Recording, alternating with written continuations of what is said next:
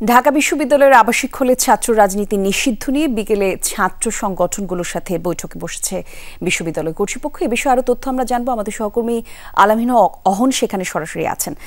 অহন, একটু জানাবেন বৈঠকের বিষয়ে কি বিস্তারিত তথ্য পেলেন? মধ্যেই যেসব ক্রিয়াশীল ছাত্র সংগঠন রয়েছে তাদের কেউ তো ডেকেছেন এবং তাদের অনেকেই অর্থাৎ বাম যে সংগঠনগুলো আছে তারা ইতিমধ্যেই ওয়াকআউট করে বের হয়ে গেছেন। তবে দুটি ছাত্র ইউনিয়ন এবং আরও একটি বাম সংগঠন তারা তাদের দাবি দাওয়াগুলো উপাচার্যের কাছে জানিয়েছেন এবং তারপরে তারা ওয়াকআউট করেছেন। তারা একটি কথা বলছেন, শিবিরের সঙ্গে তারা বসবেন না এবং যে বৈঠকে শিবির রয়েছে তারা এই কথাগুলো বলছেন যে নানান সময় ৭১-এর পরবর্তী সময়ে এই সংগঠনটিকে অর্থাৎ শিবিরের কথা তারা বলছেন তাদেরকে নর্মালাইজ করার যে প্রক্রিয়া সেটি চলছে ঢাকা ইউনিভার্সিটিতে এবং সেটির বিষয়ে তারা ব্যাখ্যা দিয়েছেন। গেল কয়েকদিন টিএসসিতে যে প্রোগ্রাম হয়েছে সেখানে যুদ্ধাপরাধীদের ছবি টাঙ্গানোর বিষয়েও তারা অভিমত করেছেন এবং তারা অভিযোগ করেছেন সেই বিষয়গুলো নিয়ে নানান মত রয়েছে এবং এই অবস্থায় এই ছাত্র সংগঠনটির সঙ্গে তারা বসতে চান না, যে কারণে তারা ওয়াকআউট করেছেন। এবং একই সঙ্গে আমরা দেখেছি যে এখন পর্যন্ত যে তাদের যে